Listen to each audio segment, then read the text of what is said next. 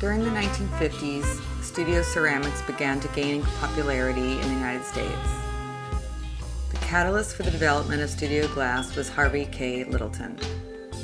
He was teaching ceramics at the University of Wisconsin in Madison and became inspired by the pioneering work of the California potter Peter Voulkos.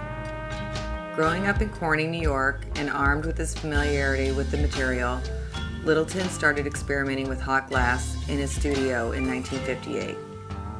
He eventually realized that his desire to develop studio glass blowing in America could become a reality after encountering the small historic glass houses of Italy and experiencing limited success with his own glass blowing experiments. Littleton joined forces with the Toledo Museum of Art during two historic glass blowing workshops in March and June of 1962. This is now thought of as the birth of the American studio glass movement. He worked with glass research scientist Dominique Labino, who successfully created a small, inexpensive furnace that glass could be melted and worked, making it affordable and possible for the first time for artists to blow glass in independent studios. Littleton subsequently started a glass program in the ceramics department at the University of Wisconsin in Madison. Some of his early students were Dale Chihuly, Marvin Leposki, and Fritz Dreisbach, all artists who have played seminal roles in raising the awareness of studio glass around the world.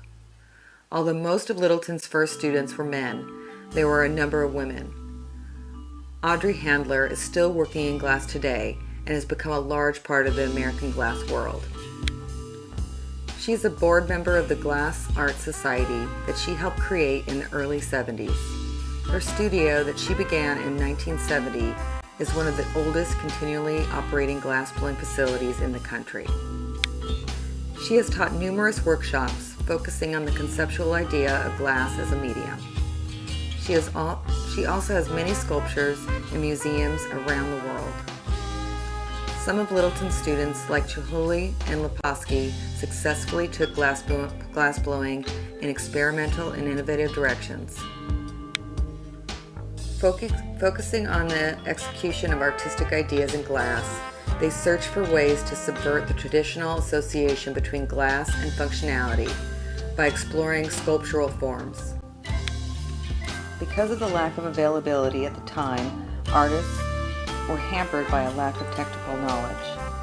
Freeform, expressionistic, and technically very limited early studio glass blowing attempts were little more than artful blobs, or as studio glass pioneer Richard Marquise called them, dip and drip weed bottles.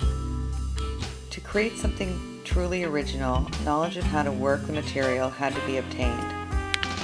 American studio glass artists gradually shifted their attention to technique in the late 1960s, looking for guidance to Sweden, Czechoslovakia, and especially to Italy, countries famous for their glassworking expertise. Glass is such an exciting and versatile medium.